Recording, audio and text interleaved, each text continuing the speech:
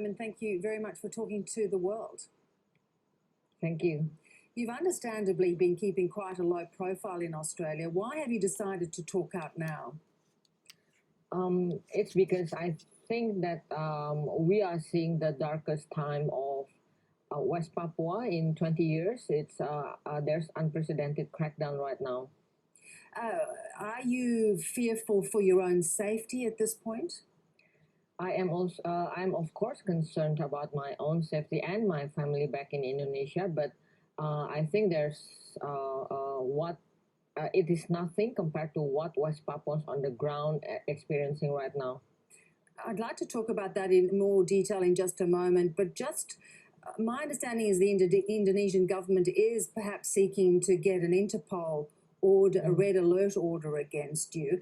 How concerned are you that the Australian government would send you back to Indonesia if that were the case? I am of course concerned, and that I hope that the Australian government will not cooperate with these politically motivated charges. It's because the Indonesian government is silencing anyone who is speaking up about West Papua. And have you had any contact with Australian authorities since you've been here? No, not yet. Okay, and in terms of how the Australians are responding to what's happening on the ground in West Papua, do you think more should be being said, more should be being done?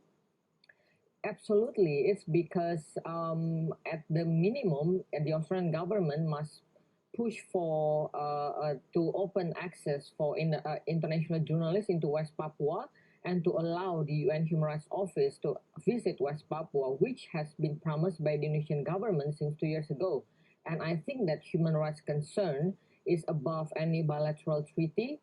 So I think Australia should be doing more because we are seeing unprecedented crisis right now. And so do you think they're more interested in the relationship and trade rather than those issues? Exactly, yeah. People are dying. Right now, there are at least 55,000 people displaced across West Papua. That's the minimum number. Now, your activism has been regarded as being a provocateur. That's what you've been charged with in Indonesia. How do you see that? I think that is how the Indonesian government tried to destroy my credibility. That they cannot refute my data, all the footage, videos, and photos. So they go after my credibility instead. So other people will not trust the info that I'm getting out. But I also understand my fellow Indonesians' perspective.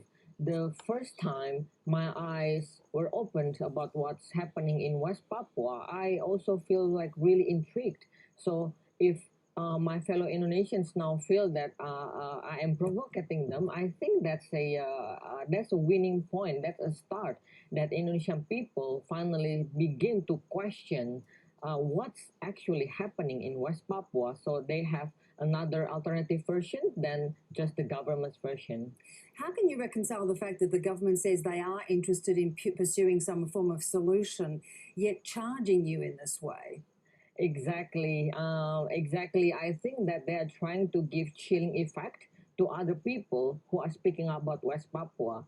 In a press conference, the man in charge of West Papua right now, General Wiranto, who is also indicted by the UN Tribunal on East Timor case, he said that only through him that any information about West Papua can go out.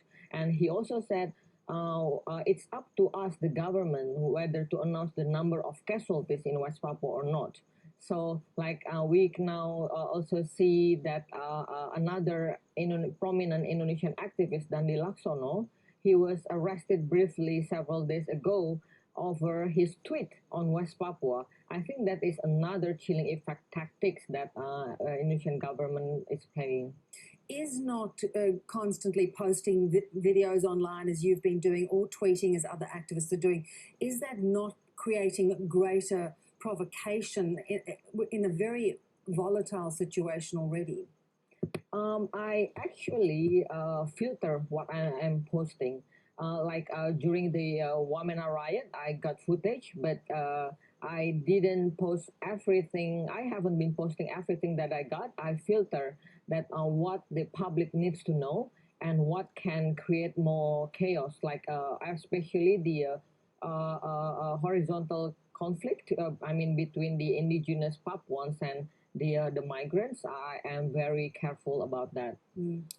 What impact do you think your activism is and others' activism is actually having on this issue?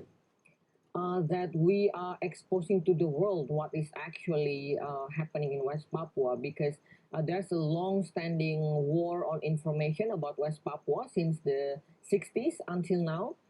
But thanks to the technology now, social media that and smartphones, that people on the ground can record what's happening to them. And thanks to social media, I come from a place of privilege from Jakarta, and more access, more networking to people, and I can help share that to the world.